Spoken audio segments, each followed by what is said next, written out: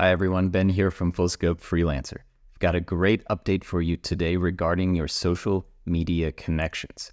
It used to be that with Instagram and Facebook, you would have to reconnect your accounts to the Full Scope platform after a certain validity period. And when your token expired, then it would no longer post until you'd made that connection again. Now we can happily report to you that for Facebook and for Instagram, as long as you are posting and scheduling posts on those platforms, that token will automatically renew itself over and over. So assuming you're using those platforms actively, you never have to reconnect these tokens ever again, at least for Facebook and Instagram right now. So as you can see in this account, for example, there is a validity period of 69 days left for the Instagram account that this particular user is connected to, but as long as they are continuously posting to Instagram, then every new post will automatically renew this validity period and essentially completely do away with the need